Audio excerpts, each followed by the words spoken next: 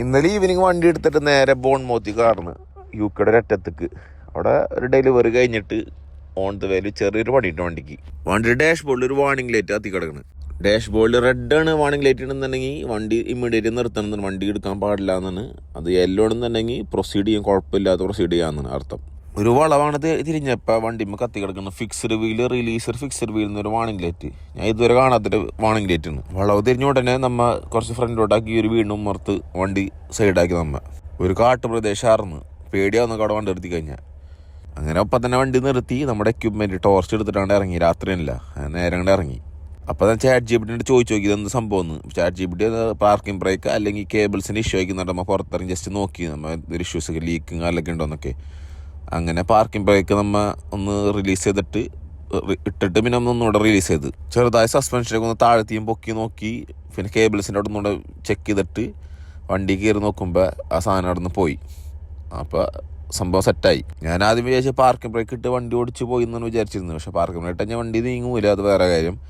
പിന്നെ ചെന്ത് ആലോചിച്ചപ്പോൾ ചാറ്റ് ജിപിടിയോട് ചോദിച്ചപ്പോൾ ചാറ്റ് ജിപിടി ഇങ്ങനെ ഒരുത്താൻ പറഞ്ഞെന്ന്. ഇപ്പോൾ വലിയ ഡിഫക്റ്റ് ഒക്കെ വന്നിട്ടുണ്ടെങ്കിൽ വണ്ടിയോട് നിർത്തിയില്ല, കമ്പനി വിളിച്ച് പറയുക ഇങ്ങനെ സംഭവം ഉണ്ടെന്ന് അറിയാം. കമ്പനി റിക്കവർ ചെയ്യുന്ന ആൾക്കാർ വരും, പിന്നെ അവിടെ നിന്ന് നടപടികൾ അങ്ങനെ പൊക്കോളും. അതല്ല നമുക്ക് ചെയ്യാൻ പറ്റുന്നതിലും കാര്യങ്ങളൊക്കെ ഇടുന്നത് നമ്മളെ കൊണ്ട് ചെയ്യുക, വണ്ടി എടുത്ത് പോവുക.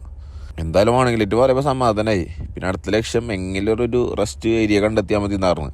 കാരണം already driving time 3 hours 35 minutes ആയി. നമ്മുടെ അടുത്ത ലൊക്കേഷനിലേക്ക് 1 hour 15 minutes ട്രാവലിംഗ് ടൈം ഉണ്ട്. അപ്പോൾ എങ്ങനെ പോലും അവിടെ എത്തിയില്ല. അപ്പോൾ എൻ്റെ ഇടയിൽ എവിടെയെങ്കിലും വെച്ച് ഷോപ്പ് എടുക്കണം. അപ്പോൾ ഈ കാട്ടുമെങ്കിൽ അവിടെ വെച്ച് ഷോപ്പ് എടുക്കുന്ന വെച്ച് നിൽക്കണം. സർവീസ് സ്റ്റേഷനൊന്നും ഇല്ല ഓൺ ദ വേയിൽ. വലിയ മാഫി ഇഷ്കുന്ന പറഞ്ഞ പോലെ നമുക്ക് പറഞ്ഞ പോലെ അങ്ങോട്ട് പോയി ഓൺ ദ വേയിൽ ചെറിയൊരു പാർക്കിംഗ് സ്പേസ് കിട്ടി. അവിടെ വണ്ടി ഇട്ട് ചെറിയ ഷോർട്ട് ബ്രേക്കിനൊക്കെ ചെയറിലിട്ടിരുന്ന് ഉറക്കം വരാണെങ്കിൽ മാത്രം. അല്ലാതെ ടാബിൽ സിനിമ ഉണ്ട് അല്ലെങ്കിൽ ഫോണിൽ ഫേസ്ബുക്ക് തോണ്ടിയിരിക്കും. ബെഡിൽ നിന്ന് ഉറങ്ങിക്കഴിഞ്ഞാൽ ചിലപ്പോൾ ഉറങ്ങിപ്പോവാം, ഡീപ്പ് സ്ലീപ്പായി പോകും. അപ്പോൾ ചിലപ്പോൾ എണീറ്റില്ല എന്ന് വരും. അപ്പോൾ ചെയറിലാവുമ്പോൾ നമ്മൾ അലാറം വെച്ചിട്ട് എങ്ങനെയൊക്കെ എണീറ്റ് വരും. നമ്മൾ ചെയറിൽ നിന്ന് ഉറങ്ങാനും ഒരു പ്രത്യേക സുഖം ഉണ്ടാവില്ല, ഭയങ്കര ഇഷ്ടമാണ്.